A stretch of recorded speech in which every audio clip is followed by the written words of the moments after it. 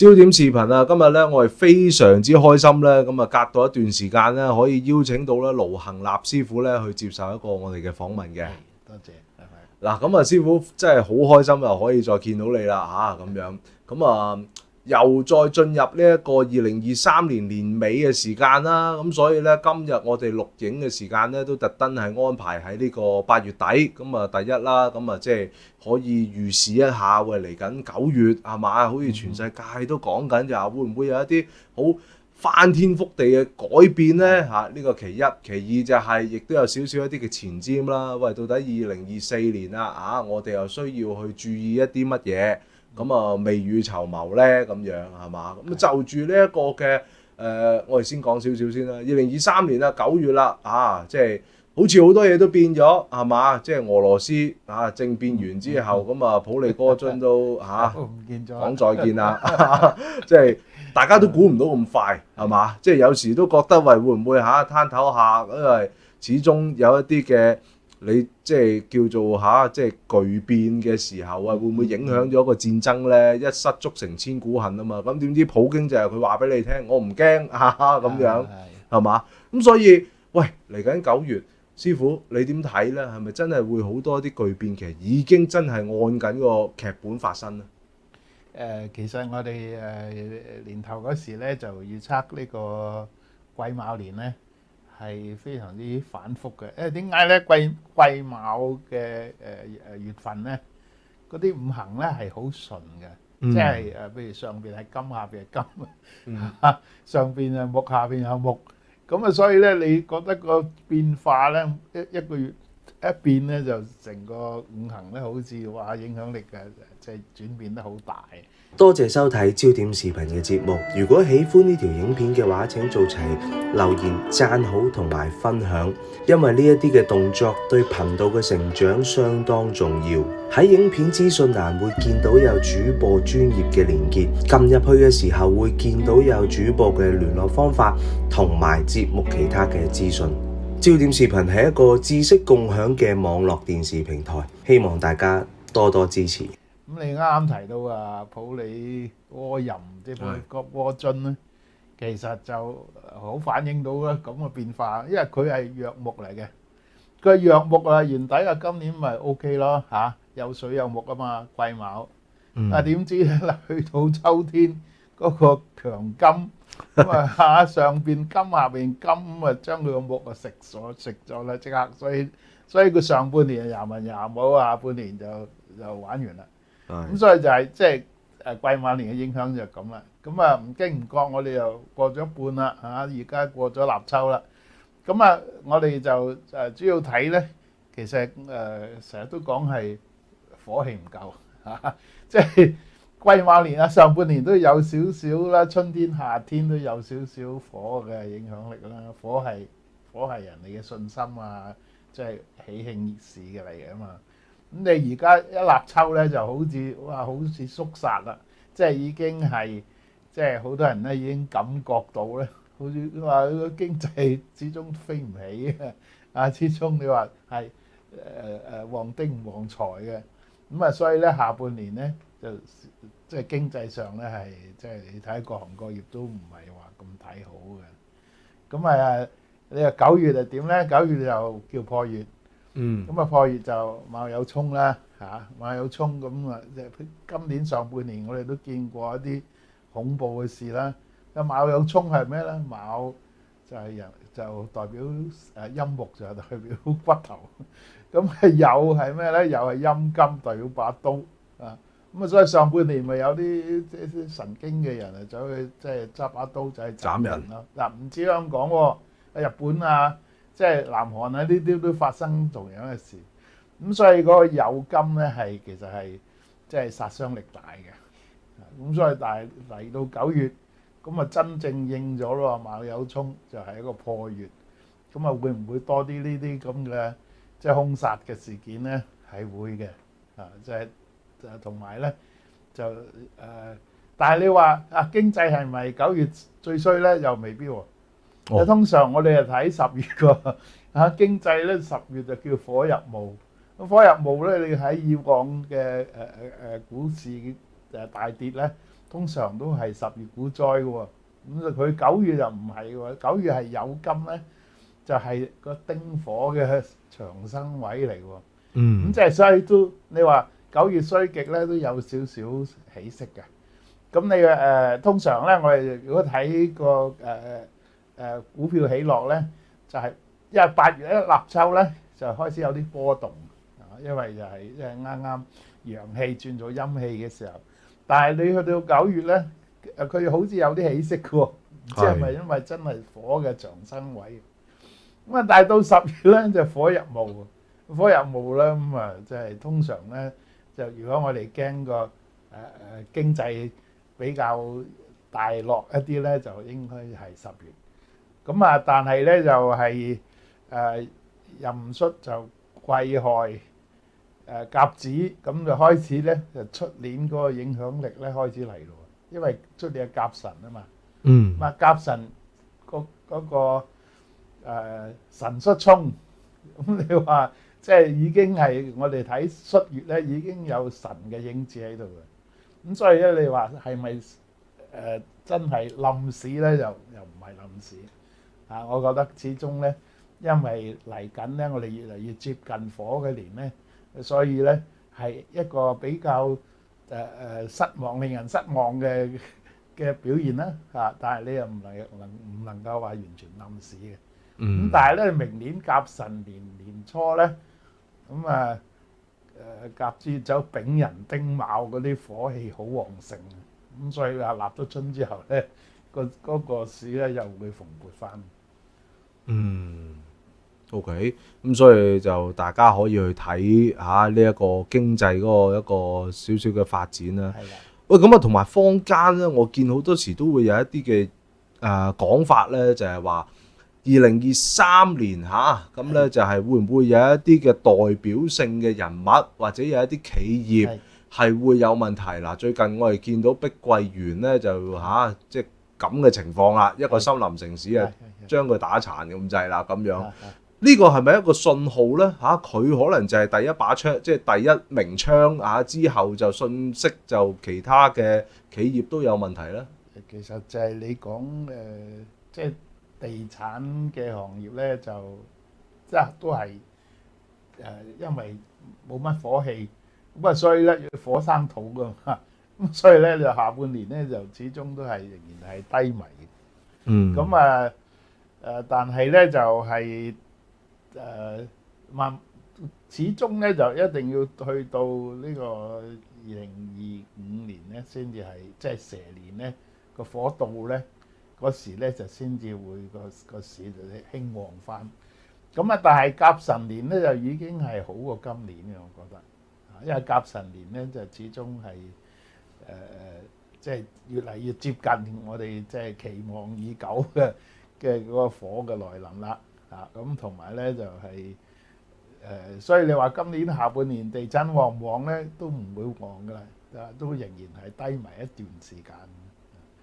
咁但係你話如果你話到甲辰年咧，就突然間會大起都唔出奇嘅。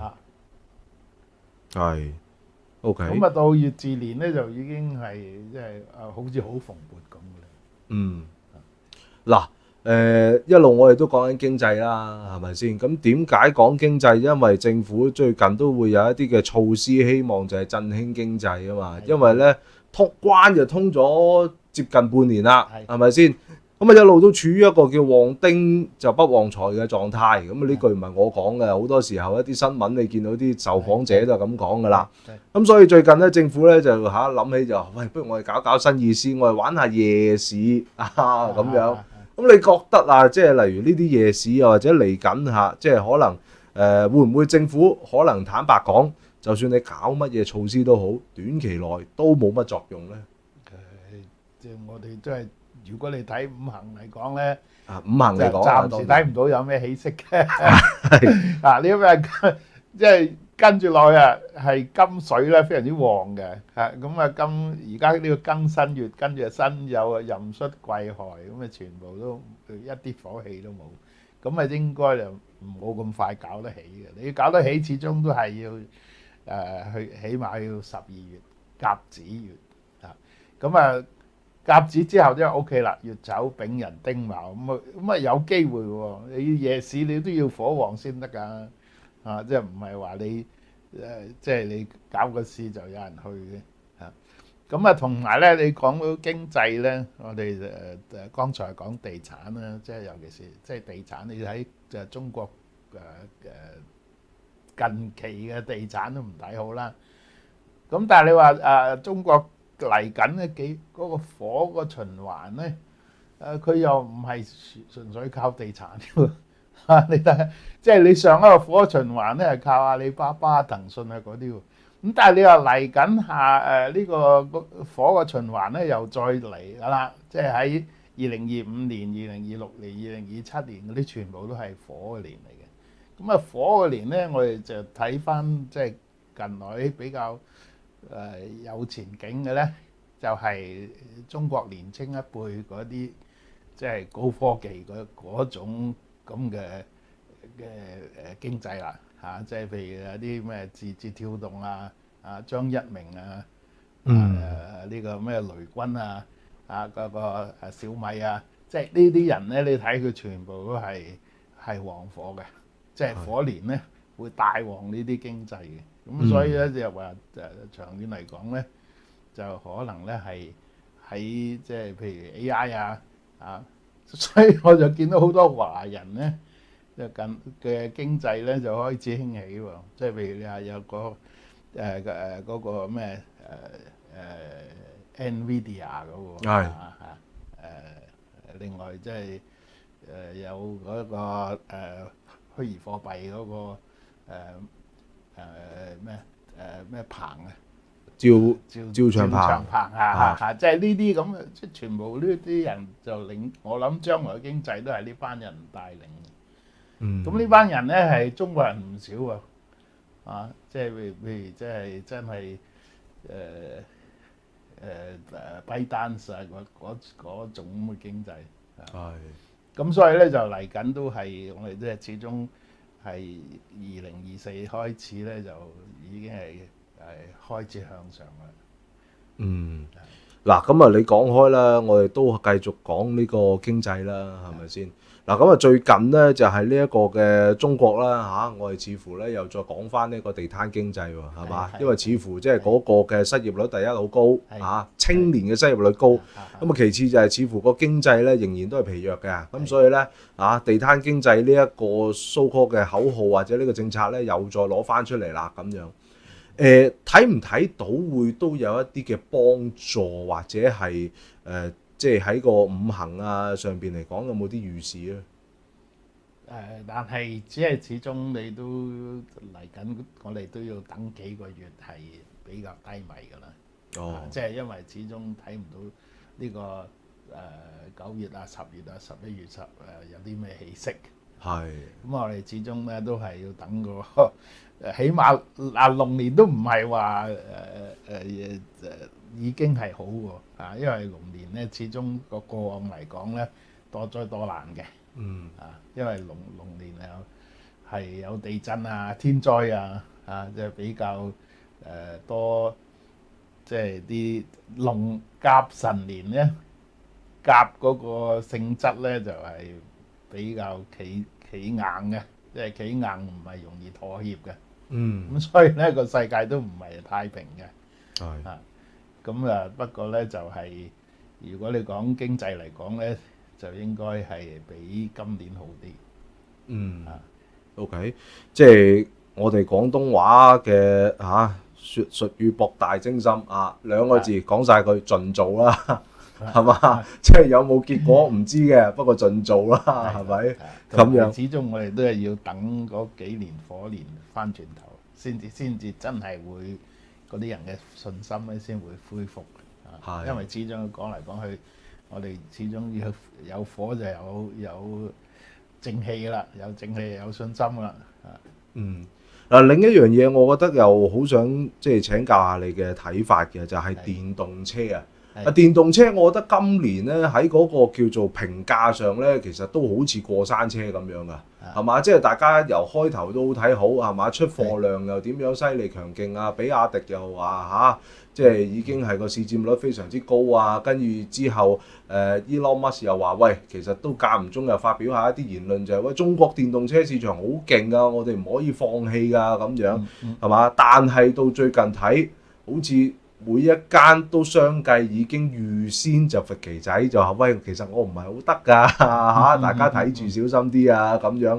咁係咪其實都係電動車嘅一啲嘅營運上嘅問題，其實都同八字五行都有啲消息。其實車咧，我哋就唔係睇火嘅。哦，電動係嘅，咁你車舊時都用燃料都係有火㗎啦。係。咁但係你又用電，不過係另外一種燃料嘅啫。係。咁但係車我哋睇金嘅。哦。咁啊，係金咧就要火煉嘅。咁如果你冇火咧，就通常金係嗰個行業都係差嘅喎。你睇金嘅價咧都係火嘅年咧比較容易上升嘅。咁啊，譬如銀行咧好明顯咧受火影響嘅，銀行係屬金嘅。咁啊，你火煉真金啊嘛。咁個理論咧就係金咧，如果你唔揾火去煉咧，係一個爛銅爛鐵，係根本起唔到作用嘅。咁所以一定寒金一定要火嘅。咁所以我哋就睇好明顯啦。而家嗰啲金旺得咁緊要，一啲火都唔見。咁個汽車行業點會好咧？所以就唔係話講電動汽車嘅成個汽車行業都唔會好。咁啊，到真係要去翻啲火年咧，嗰啲呢啲行業先至會興旺啲嘅。咁咧就係講緊呢個嗰個日本排核廢水啊，係咁樣。咁啊，其實嚟緊即係大家都會話啦，就係話一排呢個核廢水，再加上政府嘅政策咧，咁啊似乎咧就好多嘅日本餐廳咧，預計至少有1/3會結業咁樣。咁啊呢個即係有冇一啲嘅影響，或者有冇一啲嘅其實一啲命理嘅得意嘢？其實我哋樣嘢都睇翻五行嘅。你話今年就係水嘅問題啦，因為今年係水多過頭唔夠火。咁你水產都係水嚟㗎。係。咁你尤其是你落到下半年個金咁旺嚟生旺，你啲水係咪嗰啲水揾唔即係變咗係太多競爭？水太猛啊！因為你水見水叫劫財。咁你揾到多金菜生旺你啲劫財，生旺你啲競爭者，生旺你啲敵人，咁你點揾到錢啫？點揾到食啫？因為水要見到火先有錢揾㗎嘛。咁所以講嚟講去都係嗱，我哋上半年始終有啲季節性幫一幫始終有啲春夏天有啲木有啲火，咁所以你唔覺。其實咧就根本今年咧就係五行欠火嘅，咁你到下半年都哇呢2個月金旺得唔緊要，嗰個影響力更加大啦。你睇北京都水災啦，係咪？即係其實呢啲係水嘅問題嚟嘅，即係呢個而家又講核廢水啦，係廢水啦，咁所以咪就係好明顯咧，下半年咧就多呢啲嘢咯。你睇下中國同菲律賓都喺海上有啲爭拗啦，咁都係同水有關嘅嘢。係 OK 嗱，既然講開啲民生嘅嘢咧，咁我又即係轉一轉個通去講啦。喂，即係好得意喎！咁我哋依家錄影嘅8月尾啦，咁喂真係喎！最近呢一個月其實嗰個嘅石屎剝落冧石屎越嚟越多師傅係嘛？因為土弱啦嘛，因為你冇火，土自然弱。即係呢個一缺乏五行欠缺一樣嘢，就好連帶性咧，就其他問題會生出嚟。咁你冇火咪土弱冧落嚟咯。咁嚟緊呢幾個月都會有噶咯噃，睇嚟。就係會㗎因為始終都係一啲幫土嘅五行都冇。因為嚟緊呢兩個月就金，跟住就水咁個土會好弱，咁土會好弱咧，會有啲地震啲咁嘅災難。OK。咁啊嗱，另一樣嘢咧，我就想睇翻就係即係關於我哋中國嘅層面啦嚇。因為大家都知啦，咁最近咧就係習主席啦嚇，咁佢咧就即係去咗呢個南非啦，係咪先？咁啊，即係又唔知咩頒咗啲咩獎俾佢係嘛？頒咗啲咩榮譽碩士學位俾佢咁樣。咁啊，大家又再諗翻啦，就係以為好似一帶一路即係呢個咁嘅政策咧，咁啊又再翻嚟喎，同埋就係甚至乎就係喂我哋足以見到成效啦，係咪先嚇？即係阿大佢想強力去發展呢個金磚五國嘅成個政策，咁啊更加拱衛成個聯盟，咁啊同呢一個嘅美國、日本、韓國咁啊足以去一個抗衡準備定咁樣，咁啊係咪呢啲咁樣嘅一啲嘅無形嘅鬥爭啊，其實都係會繼續持續咧？我哋就睇個季節性咧，習主席咧就係強火嚟嘅，強火咁佢上半年就麻麻地，因為佢唔中意啲木唔中意啲火，咁但係佢下半年佢又好咯，因為佢係中意金。因為佢中意金啊，中意土啊，中意水啊，咁啊，所以咧就變咗佢下半年係比較強勢嘅。咁啊調翻轉頭咧，就係反為美國啊、日本啊嗰邊咧，又調轉頭咯，因為佢哋係比較中意木火嘅。因為譬如阿拜登咧，咁佢自己本身係弱火咧，咁嚟到下半年咧，佢又個仔又俾人哋告嘅呢樣嘢啊，咁所以佢嗰個唔係好穩陣啦，即係下半年，即係佢自己健康啊，同埋佢自己個地位嘅都唔係咁穩。咁日本啊嗰啲咧，呢個尹錫悅咧就係水多過頭嘅個八字。咁同埋咧，因為我哋轉九運咧，南韓嗰個形勢咧就係開始走下坡㗎啦。因為南韓咧過去八運咧係旺佢哋嘅，因為佢哋西南見水但係到九運就唔係喎，北方見水冇咁理佢嘅，所以你見南韓近來咧咪好多嘢啦，又踩死人即係有呢啲疫情乜鬼嘢都有咁日本咧就岸田文雄今個月係衝因為佢壬寅日丁酉年，丁酉年係今年又卯有衝，佢但年又衝，日子又衝，咁所以今個月佢係窄細啲嘅。咁但係佢係好運嘅，即係長遠嚟講，我覺得日本我仍然睇好嘅。咁你話中國習主席下半年會活躍啲會㗎，因為佢係中意金㗎，呢兩個月係利佢嘅。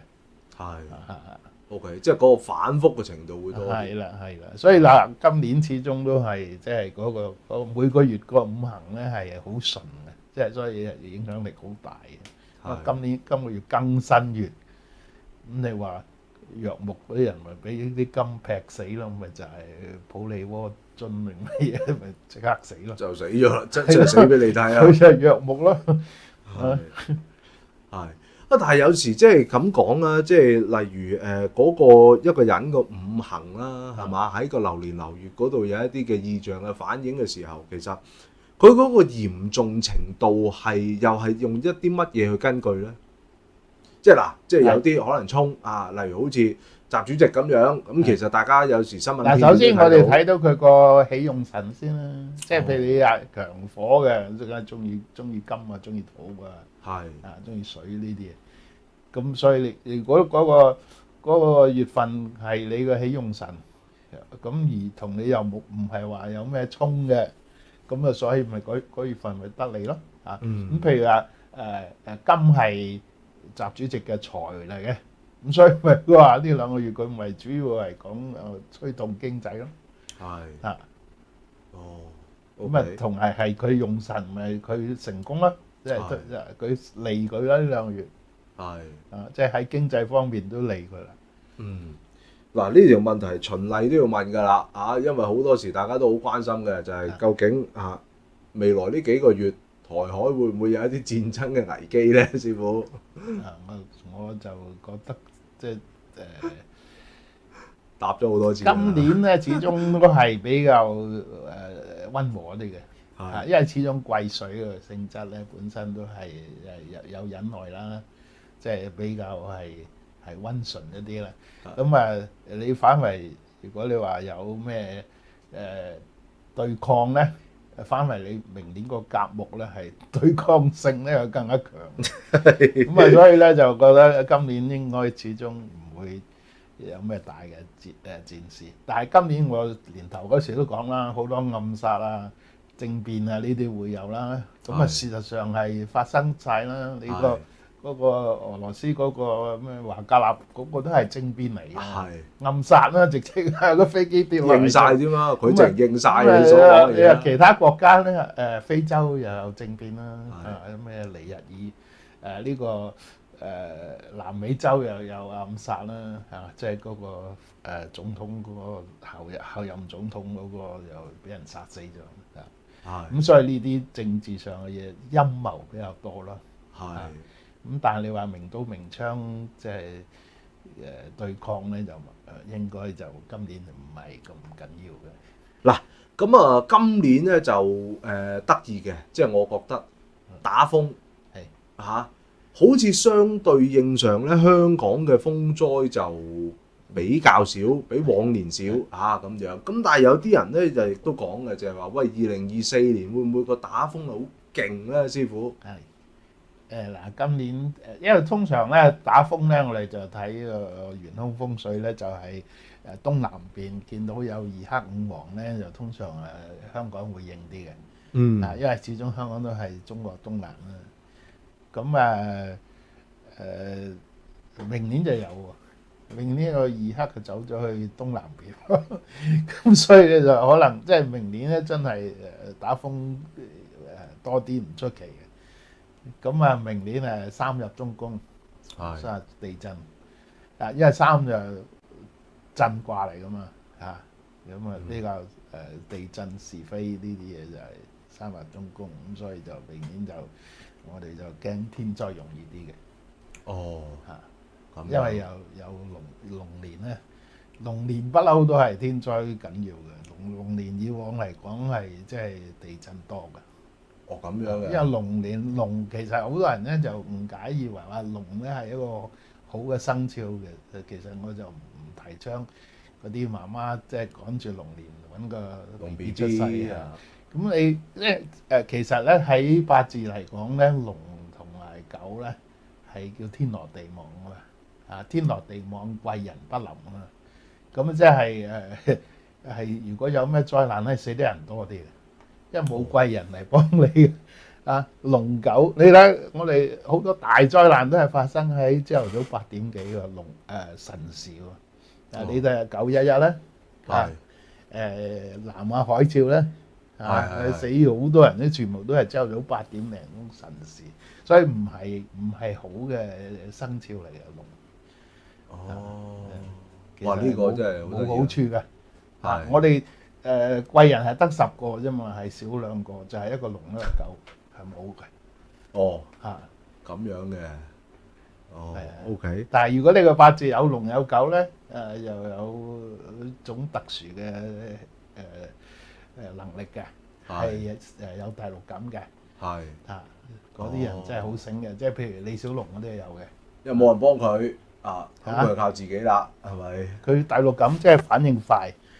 即係譬如啲運動員有啦因為譬如阿林書豪啊、李小龍啊、李連杰啊呢啲人係會有嘅，因為佢要反應快，佢先至突出啊嘛。即係啲打波打美斯嗰啲有啦。所以佢踢72碼都中啊！點解佢有種第六靈感佢知道個波點去你點接啊嘛。咁所以啲人係有個特殊嘅能力嘅，龍狗。好啦，嗱，另一樣嘢我哋都係即係密切跟進嘅，擺咗喺呢一個嘅跟進嘅 list 上邊咧，就係拜登係嘛？拜登好似最近又好似好醒目喎嚇，説話又好似都好得體喎，嗰啲係嘛？其實香港我就覺得氣佢握手又冇喎唔多好嘅。係啊，其實我覺得佢健康唔多好嘅，即係都幾老態嘅。咁同埋咧，佢係丁火日，就靠個時辰，個時辰就甲嘅時辰。咁但係時辰係佢個仔嚟嘅喎，佢可能即係今個月佢個仔受沖啦，因為今個月甲庚沖嘛，就沖佢個時辰。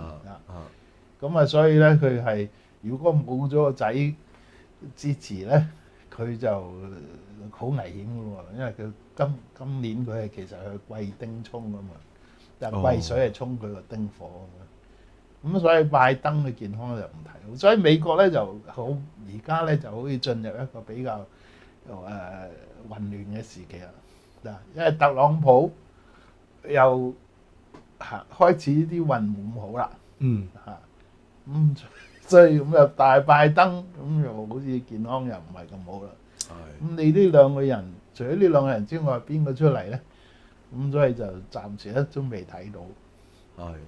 特朗普個情況又有啲尷尬嚇，即係佢自己又好想選，但係又好似種種，無論係個黨啊，又或者係即係對面國民黨民主黨都好似係即係喂用唔同嘅方法嚇法律啊，即係都想對付佢咁樣。即係如果睇佢運咧，佢個最高峰期已經過咗啦。咁佢係唔中意火嘅，特朗普係好強嘅土，係唔中意火嘅。咁佢話而家我哋已經開始進入一個火嘅循環啦。咁變咗，如果佢做總統，美國咪行衰運咯。嚟緊嗰幾年都係火年啊嘛。咁一來佢本身嘅運就係唔中意火嘅，咁佢都。我就照道理咧，佢就唔應該做到總統嘅。OK。嗱，最後一個少少嘅跟進啦嚇，又係咁啊，因為我哋之前都有講過噶嘛，呢一個嘅推背圖嚇，係咪？咁啊，大家都知啦，呢一個嗰個咩黑兔走入青龍月嚇，會可能話有一啲新嘅轉變。即係師傅，現在你嘅睇法，你覺得其實係咪又係都以為似喎？按住緊一個劇本係去講緊，真係有一個新嘅轉變。而家有個轉變咧，就可能係因為俄羅斯已經好似係沒落嘅。即係有個轉變，有可能係即係中國嘅替代。中國咧嗰個陣營咧係越嚟越強嘅。咁你而家睇普京，我覺得佢不過佢個生日就唔知真定假啦。如果佢真係屬龍嘅話，普京出年咪犯太歲咯。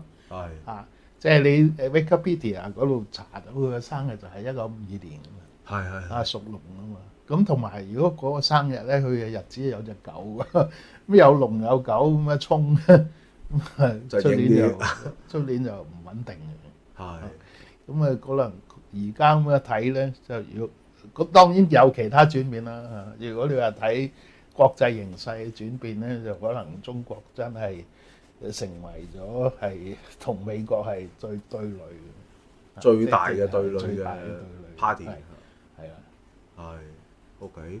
咁啊，當然啦，即係嗱，我自己嘅少少睇法啦。我覺得就係即係拜登現在佢做緊嘅嘢咧，就似乎就準備殊死一搏啦。即係我唔知道嚇，係啦咁樣。咁所以呢個絕對啦，係咪先？即係我哋中國呢邊係嘛？